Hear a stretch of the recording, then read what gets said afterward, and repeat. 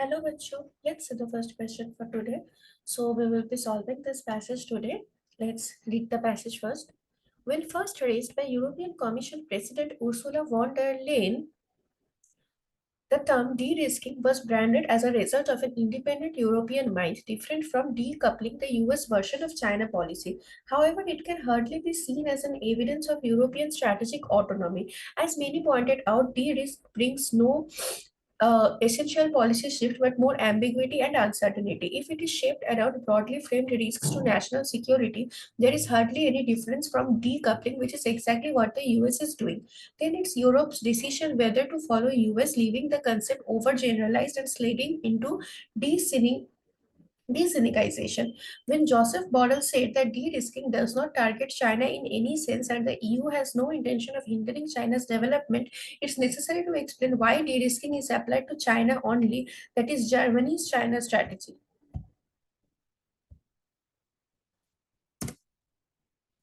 There is no reason to see China as a risk. When the EU is concerned about security risk from Chinese companies, it is the US that keeps bugging European leaders' phones. If reliance on the one country poses risk to economic security, the US should be the biggest concern for Europe. In fact, Europe has already been bearing the spillovers of the US monetary policy. Having pursued opening up for 40 years, China never sees integration with the world economy as a risk and firmly supports globalization. China has embraced European investments and businesses. Since its inception, the EU has claimed itself as one of the world's most outward oriented economies, but now it is turning its back on the world's second largest economy.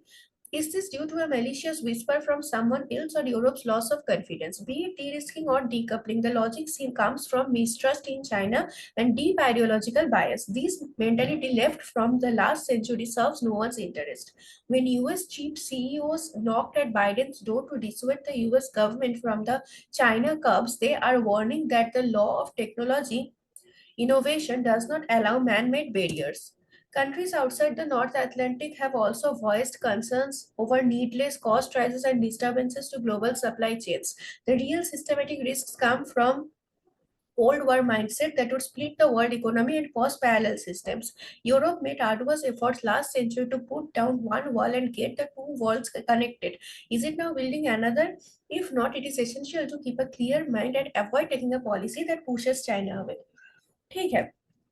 तो basically passage का की concept क्या है? This author is very much critical about Europe's policy of D risking. ठीक है, पहले तो author ये कहता है कि जो डी रिस्किंग है it is something similar to what decoupling is done by America. और ऑथर ने ये कहा है कि मे बी ये शायद यू का खुद का मतलब अपना प्लान नहीं हो, maybe they are being influenced by America and doing all this. And the author believes that this policy is it is anti Chinese. ये एंटी चाइनीज है. तो और ऑथर ये भी बताते हैं कि मतलब if any country which poses any risk to you then that is America. यहाँ पे ये भी बताया गया था कि इफ यू अगर सिक्योरिटी रिस्क के बारे में यू कंसर्न ही है तो उसमें सबसे ज्यादा सिक्योरिटी रिस्क उसको यूएस से ही है. और फिर ये भी बताया कि चाइना से मतलब चाइना से तो रिस्क नहीं होना चाहिए because China is very much open to integration in the world economy and all. और ये भी ऑथर ने बताया कि यू जैसे खुद को वो पहले से सबसे आउटवर्ड ओरिएंटेड इकोनॉमीज कहता था, मतलब very much open minded economy. तो अभी वो कैसे वर्ल्ड के जो सेकंड लार्जेस्ट इकोनॉमी है चाइना उसके मतलब उसके अगेंस्ट ये सब पॉलिसीज ला रहे हैं, जबकि यू के leaders they claim that no this is nothing anti Chinese और एनीथिंग दिस टी रिस्किंग.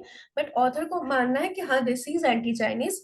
और ये जो यू कर रहा है may be this is somewhat influenced by US का जो पॉलिसी है डी कपलिंग. और ऑथर मानता है कि ये जो डी रिस्किंग डी कपलिंग जो भी है ये मतलब ये ऑलमोस्ट सेम चीज ही है. And he is very much against this policy of done by EU. Okay, so this is what the passage is all about. अभी हम क्वेश्चंस देखेंगे. Which of the following assumptions is implicit in the author's argument presented in the passage? The European Union adoption of de-risking is a strategic move aimed at enhancing its economic partnership. नहीं, ये तो होगा ही नहीं. Enhancing तो हो ही नहीं सकता है. ऑथर का मानना है कि चाइना के अगेंस्ट है. The concept of decoupling has gained universal acceptance as a viable strategy. नहीं, ऐसा तो कुछ मेंशन ही नहीं है.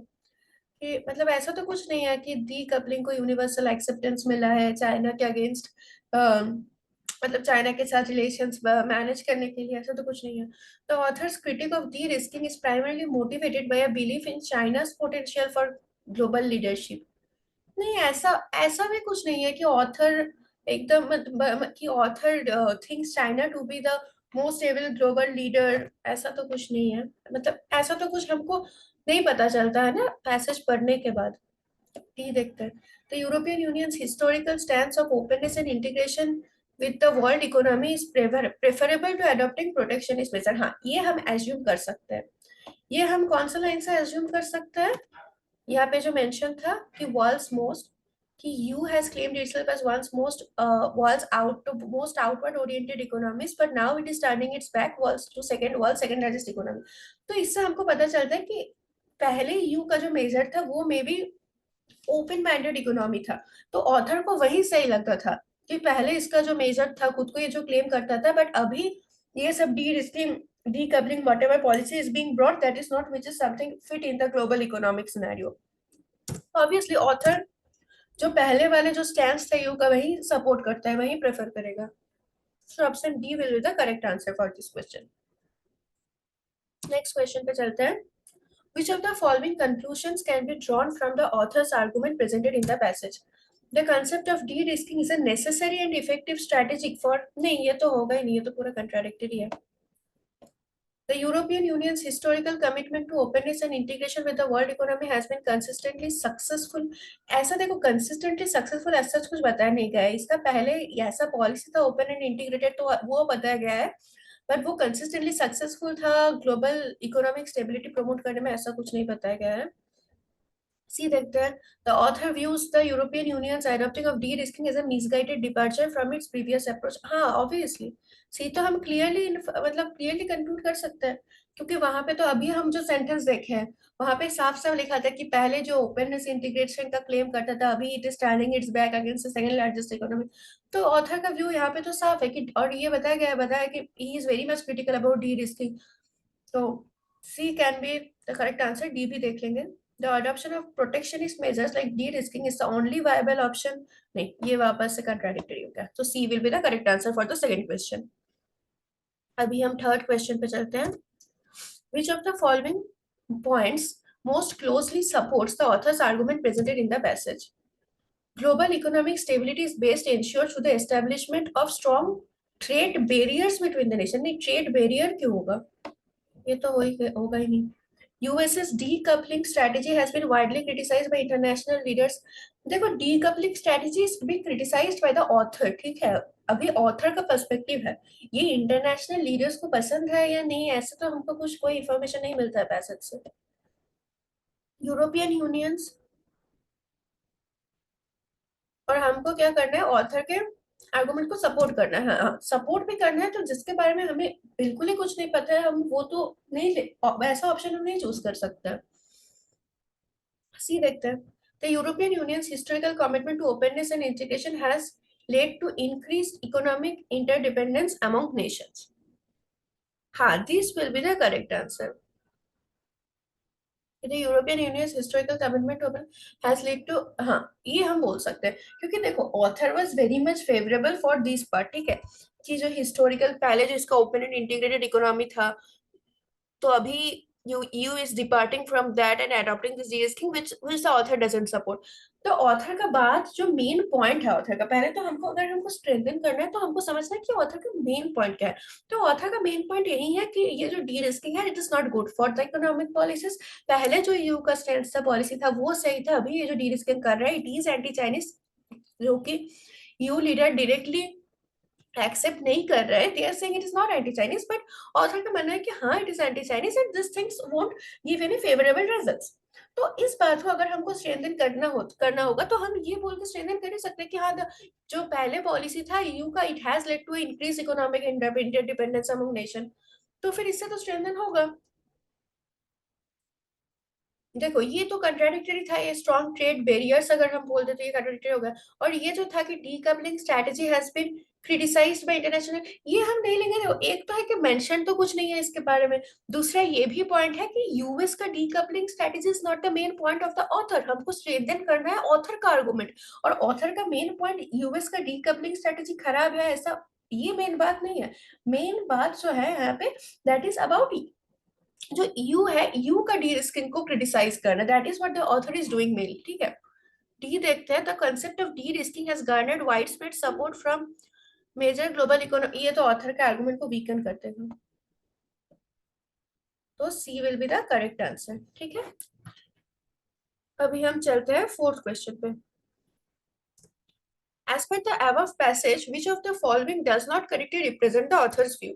The European Union's adoption of de-risking is a misguided policy shift that aligns with its historical commitment to openness. यही नहीं होगा, ये तो पूरा कंट्राडिक्टरी है। ऑथर बताया कि पहले के पॉलिसी से अभी जो यू कर रहा है वो पूरा मतलब पहले departure from its previous policy हो गया, तो कंट्राडिक्टरी तो ऑप्शन नहीं हो गया। तो मतलब this will be the right answer. This one is contradictory to the or the to what the author has to say, but basically this will be the right answer. US's decoupling strategy reflects a mentality rooted in mistrust and ideological bias against China. ये तो author के बाद से aligned होता है, author का भी तो यही कहना था, तो ऑथर के बाद से तो अलाइंड होता है, तो ये ऑप्शन करेक्ट आंसर नहीं होगा। European Union's historical stance of integration and openness in the world economy is incongruent with the, हाँ ये भी ऑथर के बाद से अलाइन होता है कि अभी जो डी रिस्किंग कर रहा है ये जो पहले का स्टैंस था मतलब उससे, मतलब उसके साथ ये नहीं मिलता है जो यू का जो पहले का स्टैंस था। डी देखते हैं, the US's decoupling strategy is inconsistent with the European union's historical approach to international trade. ये भी सही है क्योंकि यू का हिस्टोरिकल अप्रोच था ओपननेस एंड इंटीग्रेशन, और डीकपलिंग तो according to author it is something like anti Chinese policy, तो ये तो ठीक है कि it is inconsistent with the previous approach of EU. So option A will be the correct answer for this question.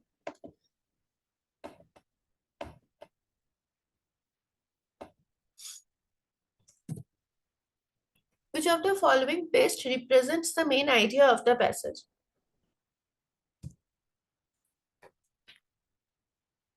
देखते हैं options. The European Union's adoption of de-risking reflects a departure from its historical commitment to openness, while the US's decoupling strategy is rooted in mistrust and ideological bias. देखो ए तो नहीं होगा क्योंकि ए में क्या बताया है, बेसिकली इसमें ईयू का डी रिस्किंग और यूएस का जो डी कपलिंग पॉलिसी है, ये दोनों पॉलिसीज में क्या डिफरेंस है ये बता दिया कि दोनों पॉलिसी क्या है, कि यूयू का derisking departure from historical commitment है अपना, और यूएस का डी कपलिंग जो स्ट्रेटेजी है इट्स अबाउट मतलब it's rooted in mistrust and ideological bias. तो और हमको क्या ढूंढना है, मेन आइडिया। तो main idea is of this passage is not about the difference between these two strategies और followed by this two nations, तो ये तो नहीं होगा। बी देखते हैं।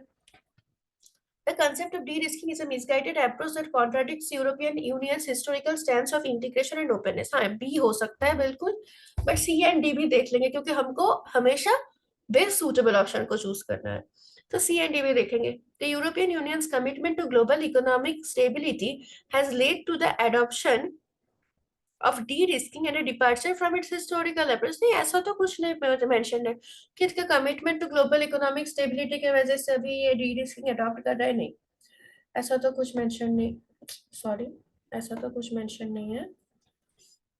D, the US's decoupling strategy is an effective response to the potential threats posed by China's economic contrasting European, नहीं ऐसा तो कुछ है ही नहीं, ये तो पूरा ही irrelevant है। So option B becomes the correct answer. ठीक है? So we have completed this passage. I hope all of you have understood. Thank you.